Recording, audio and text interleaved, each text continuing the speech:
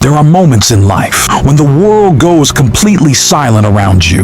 Not the peaceful kind of silence, but the kind that follows a storm. The kind where you're standing in the wreckage of everything you built, everything you planned, everything you believed was going to work, and you look around and you can't recognize your own life anymore. Maybe that's where you are right now. Maybe you woke up this morning and the weight of it all was so heavy you had to remind yourself to breathe.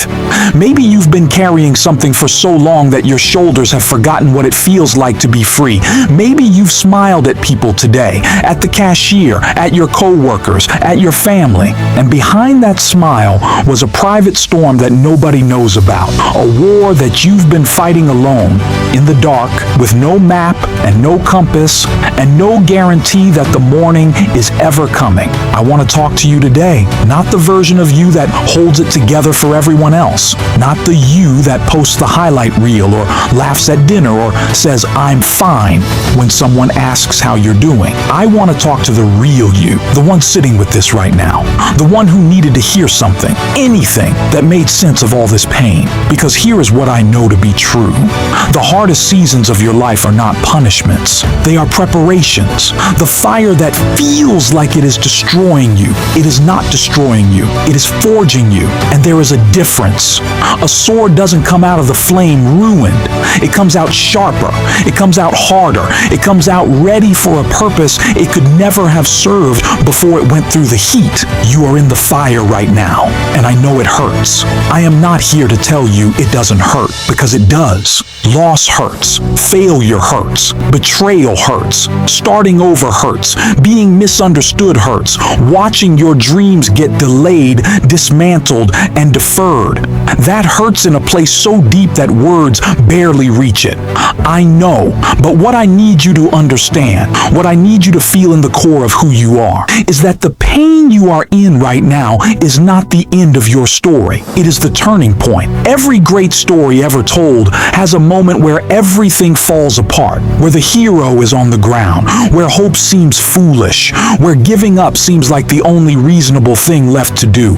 That moment, the one that feels like rock bottom, is not where the story ends. It is where the story begins. Let me ask you something. Think about the most difficult thing you have ever survived. Go back to that season, that relationship, that diagnosis, that loss, that failure, that period when you didn't know how you were going to make it through. Think about who you were when you entered it. Scared, uncertain, maybe broken in ways you thought were permanent. Now look at who came out on the other side. You did. You are here. You are still standing. And in the surviving of that thing, something was deposited in you. A resilience, a wisdom, a depth of character that you could never have developed any other way. You didn't just go through that season. You grew through it. And this season, the one you are in right now, is doing the same thing. It is not wasted. Nothing is wasted. Every tear has a purpose.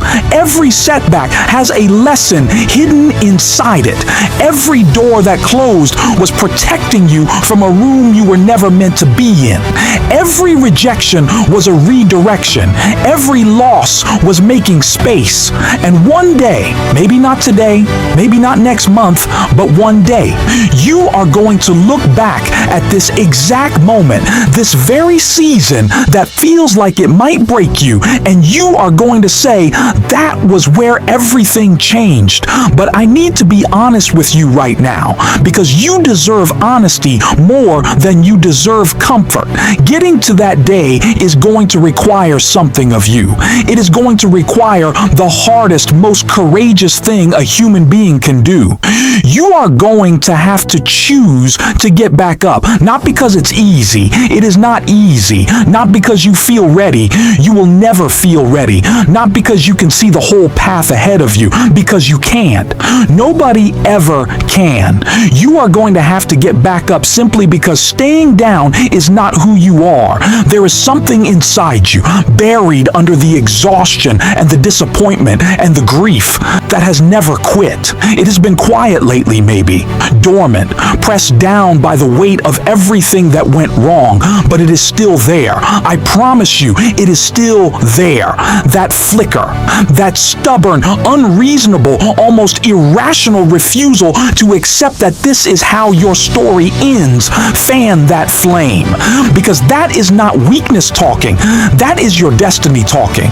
That is the version of you that exists on the other side of this season, calling back to you through time, saying, keep going. I need you to keep going. What I become depends on what you choose to do right now. And listen, I am not asking you to be superhuman. I am not asking you to pretend the pain isn't real, or to smile when you need to cry, or to be strong every single second of every single day. Cry if you need to cry. Sit in it. Feel it. Give yourself permission to be human. But then, when you've felt it, when you've honored the grief, get back up, not all at once. You don't have to have it all figured out. You don't have to see the whole staircase. You just have to take the next step, just one, then the one after that. That's all. If you can't run right now, walk. If you can't walk, crawl, but keep moving, because slow progress is still progress. A candle flame is still a flame, no matter how small it burns. And sometimes that small flame, that one stubborn, flickering, refusing to go out flame, is the thing that lights the whole room. You are that flame. I want to tell you something about the people who change the world, the ones we celebrate, the ones whose names we know, the ones whose lives became a testimony that other people still draw strength from. Every single one of them had a moment like yours, a moment where the ground gave way, where everything they trusted collapsed, where the dream seemed not just deferred, but dead. Abraham Lincoln lost 8 elections before he became the president who held a nation together. He lost a son. He battled depression so severe that people who knew him were afraid to leave him alone, and yet he kept going. J.K. Rowling was a single mother on welfare, her manuscript rejected by 12 publishers at the lowest point she had ever been. And she sat down and she kept writing, because the story in her was not willing to be silenced. Nelson Mandela sat in a prison cell for 27 years. 27 years. And he walked out without bitterness. He walked out with purpose. He walked out and changed a nation. What do they all have in common? They outlasted the pain. They decided that the setback was not the destination. They decided that what happened to them did not define what would happen through them. They made their suffering mean something. They recycled their pain into purpose. And so can you. Whatever you have been through, the abandonment, the betrayal, the failure, the addiction, the grief, the years that feel like they were stolen from you, you have a choice about what that becomes. It can become a weight that pins you to the ground forever, or it can become the foundation that you build something extraordinary on. Your pain is not your prison. Your pain is your power, if you choose to use it that way. So let me speak directly to whoever needs to hear this right now. To the one who is about to give up on the dream, don't. The breakthrough is closer than you think. The darkest hour is always just before dawn, and you have come too far and fought too hard to stop now. Don't you dare stop now. To the one who has failed so many times they've stopped counting, failure is not the opposite of success. Failure is part of success. Every attempt that didn't work was a lesson. Every lesson was a step. And every step, no matter how slow, is moving you forward. To the one who feels completely alone in this, you are not alone. The very fact that you are still here, still trying, still searching for something to hold on to, that is proof that something in you has not given up. Honor that. To the one who has been knocked down so many times they don't know if they can get up again, you can.